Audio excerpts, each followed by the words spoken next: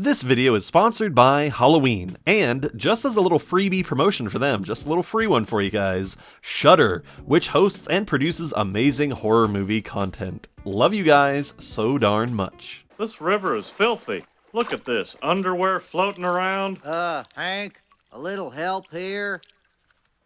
That's disgusting! This is, without a doubt, the closest thing that King of the Hill has ever gotten to an anthology episode, which I love. And for those of you not in the know, anthologies are typically collections of smaller stories like short stories that are sometimes connected together through a framing device, but they don't always have to be.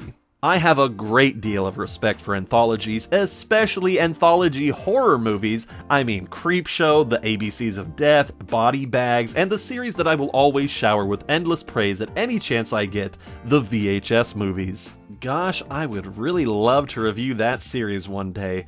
Oh, Mabel, my sweet. Oh, Ratman, praise Ratman. But sadly, that is a video for another day. I just thought I would bring up the anthology formula because this episode takes a bunch of our favorite characters and lets them loose to enjoy a series of tangentially connected misadventures. In fact, just for fun, why don't we do this review horror anthology style, just to do something a little different. Sounds like a hoot to me. So slap on your chencalas, grab your horchata, because we're going to...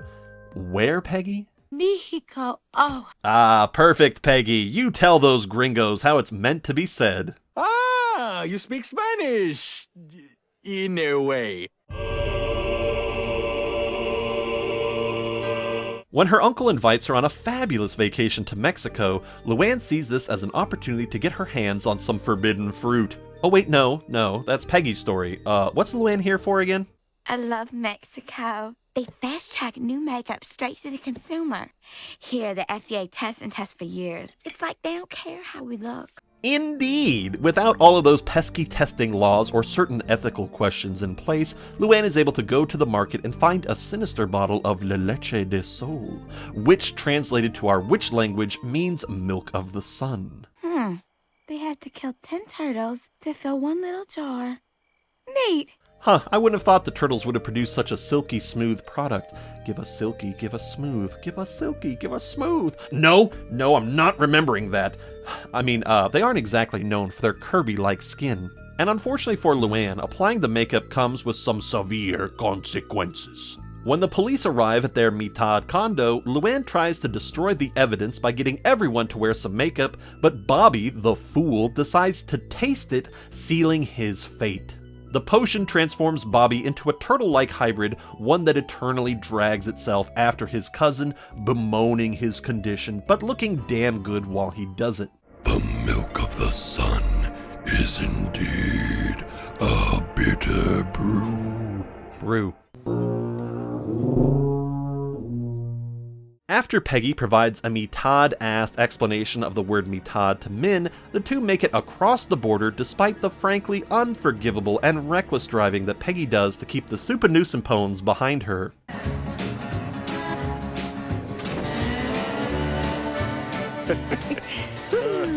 Think again, hotshot. Normally, I am more than happy to defend Peggy from the onslaught of criticisms that she faces on a daily basis, but this is Halloween, baby, and our normal sensibilities have been turned on their head. So as far as I'm concerned, Peggy can go straight to hell for this behavior. And while hell isn't exactly close at hand, she is sent to the next best thing, the border between the United States and Mexico. Why is there such a big fence, Dad?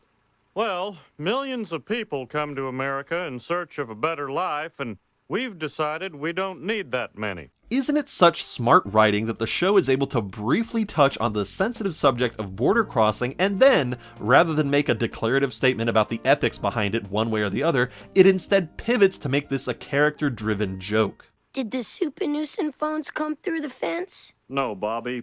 Kahn applied the legal way. Sometimes the system fails us. Something that has always impressed me about King of the Hill, and which I will continue to praise the writers for, is their ability to walk the line between two sides of a highly charged topic and produce a funny joke that both sides can enjoy. Of course, it was a lot easier to do this back in the mid-90s and early 2000s than it is today, but it is still a notable achievement nonetheless. Yes, Bill, I love Kahn. Maybe if this trip works out, I'll marry him and live in Mexico forever. Is that what you want to hear? No. Once in Mexico, Peggy and Min also go to the same market that Luanne is at, searching for a papier-mâché pear, or, as it's called in Mexico, a meal ticket, and meets this very well-designed fellow. These are all authentic, locally crafted masks. In our culture, they have deep social and religious importance. Yeah, that's nice. Have you got pears? In fact, this is a really good time to mention the excellent job this episode did in portraying Mexico, from how there's a mix of local folks and tourists around, to the richly designed markets with curios everywhere you look, to the omnipresent tree frogs that this town seems to have adopted as something of a mascot. I mean, there's papier-mâché frogs everywhere you look. There's even, like, firecrackers nestled in the belly of the frogs, and look, there's little frogs on the neck of Hank's beer. How interesting is that? That's a crazy level of detail that they did not have to put in, but really makes the episode feel distinctly different from the usual environment we see in Arlen. But not everyone can appreciate these differences for the splendid refreshment that they are. When Peggy buys her pear, the merchant asks if she would be willing to take this lovely package across the border, to which she promptly agrees. And instead of trusting this kindly old man, cruel Min decides to do a bit of racial profiling. I'll tell you what's in there. Cocaine, black tar, PCP, you name it. I see 2020 special all about this. You're a mule, Peggy Hill. And as we'll come to see, this was an unfair assessment by the usually angelic Min. When the policia come knocking on the condo, Bobby ingests the mutagenic makeup and Peggy tries to flush her mighty package down the toilet. Get out of my way! Peggy Hill is nobody's mule. And this is where the truth is finally revealed. The package in fact contained a pear, a simple, humble pear. But inside that pear was a potent powder, the finalized version that was only in its prototype form in Luanne's makeup, and by releasing that powder, that mutating powder, into the Mexican water table, Peggy is condemning the Mexican population to the horrors crafted by the supervillain Rana de la Muerte, who posed as a simple street merchant, but whose ultimate goal was to transform the people of the United States into the creatures that had been his only companions since childhood, frogs. And once frogs, phase 2 would begin, introduce a hormone that would compel the frog people to mate with the same sex. That's right, the water would turn the frickin' frogs gay. But now that dream of homosexual American amphibians has fallen to ruin. Who would have thought that Peggy and Min would have been the flies in Rana's ointment? Being a child of the 90s, Connie whiles away her time on this long vacation with her Blueberry Game Boy. And while I would guess that she's also playing Pokemon Blue, I'm pretty sure her dad would only have bought her games like Tetris or Dr. Mario. Womp womp. Perhaps it's this form of child neglect that propels Connie to seek out the seedier side of the underground Mexican market. We're off to the papier-mâché district. We gotta sneak off on our own, Bobby. Look, Bobby, firecrackers. Oh my gosh, La Bamba. Those can blow your whole arm off. With the king of all bombs in hand, Bobby and Connie decide to blow up the front of a restaurant of all things. This is our chance to really make a statement.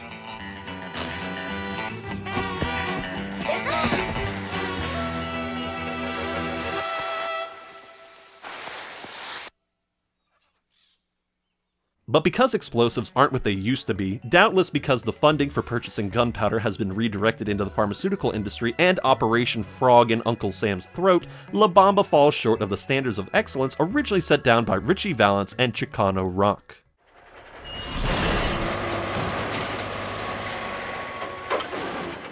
I think it's a dud. Yeah. Let's give it 15 more minutes. Even though both of them attempted to blow up the Italian embassy, the police only come for Bobby, not Connie, causing the boy to panic and put on Luanne's makeup, thus giving birth to Bobby Tortuga and leaving Connie with a lingering sense of loss. She must now live with a crushing sense of guilt because the last afternoon she spent with Bobby was spent trying to destroy something beautiful. In the end, Connie sells her Game Boy on eBay, which she uses to fund her scientific pursuit of reversing the effects caused by La Leche de Sol. Her efforts, at the time of writing, continues to this very day. You, sir, are extremely bold. After hearing that Hank and the fam were headed down to one of those exquisite Metod condos, Dale decides to do what's called a pro-Gribble move, and coincidentally runs into Hank on the other side of the border. Hank? Hank Hill? Is that you? Dale? It's a 9-hour drive, Dale. Is it? I guess I better stay then. Dale quickly makes himself at home, standing in line for the pool and accidentally revealing that the Hills are staying in the upstairs condo, which is not at all mitad. Upstairs? Damn turistas, you try to rip me off? It'll be the last time you... Somebody missed his siesta. This brings down the full force of the Mexican legal system on the three dads and sees the removal of their passports until the three of them can cough up 8,000 pesos. 8,000 pesos. But if the key fit, you must have quit. 10,000 pesos. Because they're left with no way to generate the income, Dale makes the suggestion that they simply try to pass through the border because they don't need no stinking passports.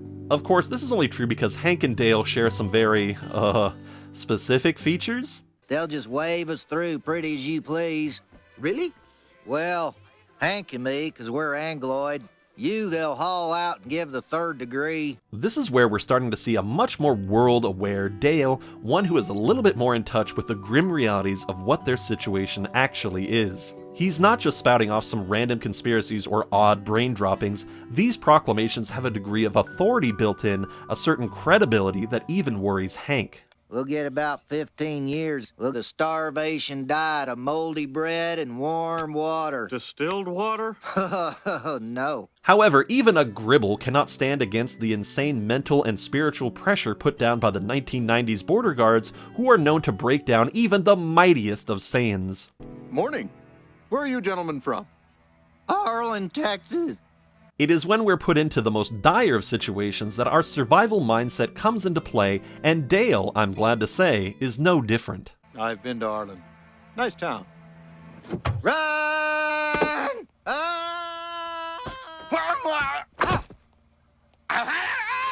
After the gang get a hold of some mopeds at the sacrifice of Dale's fancy pants, we see Dale demonstrate the kind of skills that would make him a real contender in any sort of Mad Max-style apocalypse scenario. Get me! Somebody look at me! Did you see? Yeah, Dale, you looked really cool. Don't let the haters get to you, Dale. I saw your trick, and so did the rest of my audience, and with my dying breath, I will say that that little trick was indeed sick. And speaking of sick, it's fascinating to see that Dale came prepared for the worst case scenario in Mexico, binding only the most essential survival supplies to his body.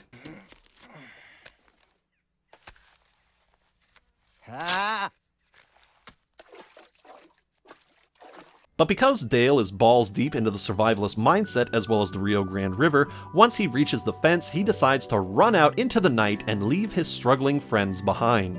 And I'm sorry, but can we really blame him? The border guards are on his tail, and as the man himself once said, The border guards think we're smugglers. I'm too pretty to go to jail.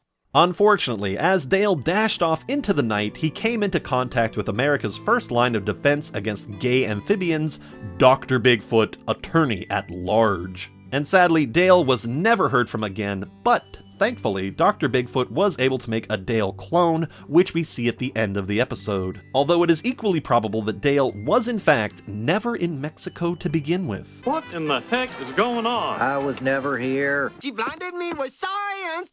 She blinded me with science. When Kahn's brother pulls out of the trip, this leaves Kahn unable to afford the vacation because the man did recently buy a CD jukebox after all, which is pretty boss, but as tends to be the case, Kahn is able to remedy his problem with the use of his beloved neighbors. Maybe crack our neighbor some use after all. Howdy, neighbor. And because Hank is celebrating his recently survived suicide attempt, he decides to live La Vida Loca and says Buenos Dias, Mexico. Oh, Hank, I'm sorry, but you just said, good God's Mexico.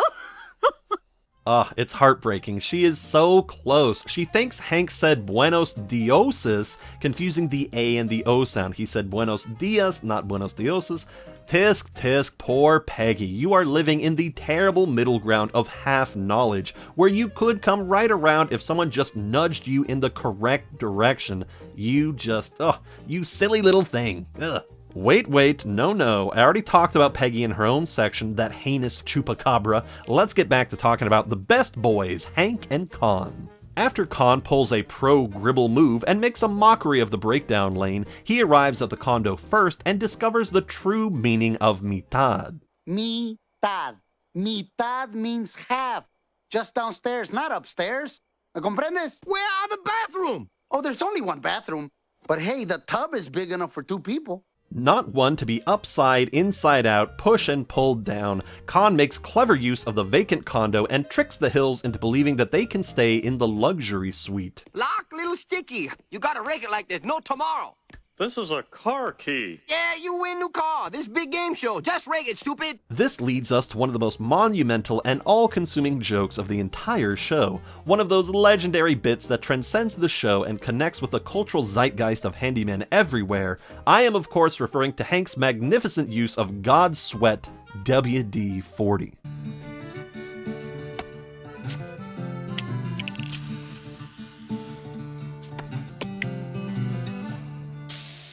This is one of those jokes that I just have to respect for the notoriety it has earned. Probably the top 3 most known jokes of King of the Hill, right up there with I don't know you, that's my purse, and I killed 50 men. Although this one is quite unique, as it is never repeated, and yet it still, to this day, has crazy strong staying power. Do I laugh every time I see it? Well, honestly, not really, but I still enjoy it as a smart bit of logical absurdity. I mean, why doesn't Hank just use the smaller can of WD-40 on the door? Well, because that can is clearly bookmarked for fixing smaller problems, and let's be real, having the cap on that big can get stuck would be pretty annoying. But there I go trying to add in some reason to something that is just funny on its face, like some kind of college know-it-all goober. You are almost at the ha-ha! The ha-ha, Bobby, the ha-ha! Anyway, now that everyone is settled into their rooms, Hank goes to a bar, turns up his nose at a generous lime, and discovers that this bar has a certain Laotion making a commotion. Why can't you find your own bar? I had same coupon book as you. I just wanted beer. This is free country, isn't it? In an expert showing of knowledge, when a mariachi band comes up to Hank, he remembers hearing Kahn's singing talents and sends the poor mariachi to face Kahn's single-note rendition of She Blinded Me with Science. But that's not what I find notable here. Listen to what Hank says when he redirects the mariachi. No, look, if you want to make money, play for that guy. He's rich. Mucho dinero. Dinero? Dinero? Really? Dinero? Come on, Hank. Goodness, I thought you were supposed to be the expert here. I think you've been hanging out with old Pegleg too much, but then again, I can't really blame you. I would love to spend an afternoon with that outspoken gal. I guess you could say the Arlen Museum is the last leg of the tour. oh, Peggy. You're not just wrong, you're stupid. Now wait just a minute. And you're ugly, just like your mum. Ignoring Hank's mind-bogglingly awful Spanish, we then see him endure the shame of being accosted by the Mexican police and brought before the magistrate. And it's not because of Luanne's turtle makeup, or Bobby's terrorism threat, or even Peggy's mule-like tendencies, but because the condo owner justly wants to be paid for the Hills using his upstairs condo. Come on.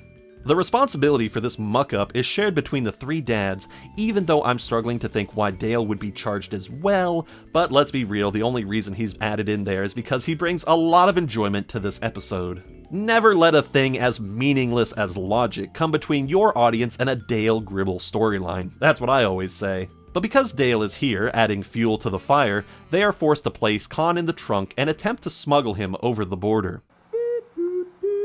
Pothole. Dale then freaks out Hank, describing the lavish conditions of the Mexican prison system, and the 3 of them are forced to head for the river. And as a bit of revenge for that pothole incident, Kahn tricks Hank into carrying him partway across the river, which is darn impressive on Hank's end, since he's able to somewhat swim while a grown man is waxing poetic on his shoulders. But at least Kahn is nice enough to apologize for the whole condo incident. I broke in a top condo on purpose, and I'm sorry. What? Damn you, Kahn! Say what you will about Kahn, but he is a beautiful swimmer and not one to shy away from acknowledging his flaws. I thought you said you couldn't swim. Yeah, a big fat liar! And best of all, when Hank struggles to make it over the fence, it is Kahn who comes back to save him, not Dale, who is currently being probed by Dr. Bigfoot and his maniacally human-sized hands. Gribble gone. Take my hand. Welcome to Land of Opportunity, Hank. What a true blue pal. I'll take a friend like Kahn any day of the week. Sure, he's a dick most of the time, but when the chips are down, Kahn comes through in the end, which is much more than we can say for a fair-weather friend like Dale. And yes, he may have saved Bobby from those fire ants, but leaving Hank to twist in the Mexican wind? Tisk tisk. Dirty pool, mister. Dirty pool. Now safely back in America, Kahn joins the guys in their usual chatter and ends the episode with a bit of patriotic bragging. You ever hear of Garfield? He more than a cartoon cat, you know. He part of history of my country. Too bad this feel-good story came at the sacrifice of Bobby's humanity, Luanne's sanity, Connie's happiness, and Peggy's infamy in Mexico, as well as Min's... Well, actually, now that I think about it, Min didn't get anything this episode, which itself is a massive sacrifice on her part. And was all of that worth fostering just a little bit more respect between Kahn and Hank? Easily. I would turn the whole world into frogs just to see those two shake hands. Their friendship means that much to me. Maybe it'll be safer if we all split up. Dale, you come with me. Kahn, you're on your own. And that's the episode, all done in a very different kind of format. I did it this way because I think that this episode is really just snapping between so many excellent character moments that it warranted a stylistic change-up in the way that I wrote this review. And since I'm releasing this so close to Halloween, I decided to add in a bit of dumb horror movie logic, which itself is just a bit of off-the-wall fun, not something I'm planning to do again. So don't worry if you didn't like the whole stupid Bobby turning into a turtle stuff. It's just one time, haha, there you go. But if I were going to talk about this episode seriously, then I would say that this is one of those sleeper hit classics, not something that I would expect to see at the top of anyone's like, ooh, funniest episodes of all time lists, but it does do a spectacular job for what it is, which is essentially a rather standard and, dare I even say, almost expected vacation-style format. I think it was actually a really smart idea to bring along the Supernussenpones with the Hill family, because I don't know if there would have been enough meat on this bone if it had just been the Hill family and Dale. The story really needed that extra bit of conflict that Kahn, Min, and surprisingly Connie are really good at bringing to any plot that they're introduced to. This second season is really learning how much the Supernussenpones can complicate the Hill family dynamic, but it hasn't quite seen the true potential of Dale quite yet. They're starting to work him in where they can, but he's still very much being treated as more of a minor character than one might expect. They haven't quite realized that Dale himself can carry the entire plot of an episode on his shoulders. They still think, oh, he's just one of Hank's friends. Still though, he's faring a lot better than Bill is, who is struggling to find any sort of screen time this season. Nice that you're going away, Hank. You need a good vacation with your new best friend, Kahn, who you love so much. So in conclusion, this episode is a jaunty little number, an energetic fire plug that leaps from point to point, moment to moment, but still demonstrates a surprising degree of restraint when it comes to its hardest-hitting jokes. We have nothing to hide. And of course, we cut back to La Bamba during the credits, making us think that that thing's about to explode. But it doesn't. Brilliant. Brilliant, I say. I will always respect these sort of anti-jokes, where the gag is that the thing that we expect will happen doesn't happen, even though they're putting in all this excruciating amount of effort to show that it will, that it's going to, but it doesn't. Because they have truly reached the ha-ha. Just make sure to apply plenty of sunscreen, honey. We are much closer to the sun here than in Texas. Boy, wasn't this such a fun one to do? I got a lot out of it, and hopefully you did too. I have no doubt that the next review will maintain this spirit of lighthearted fun and won't take us into any sort of messy territory. And he's only 12 years old. Somebody shut that Nazi up! Shut up, you whitey! You see, I'm so glad that I'm about to walk into that extremely anodyne storyline.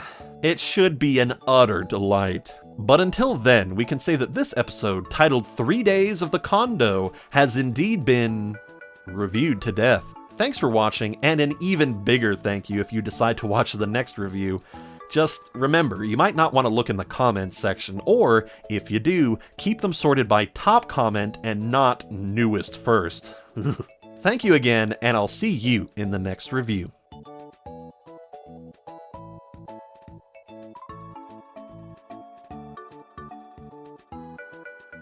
I come to see Mexico. Not Hank Hill squeezing this year's butt into last year's swimsuit.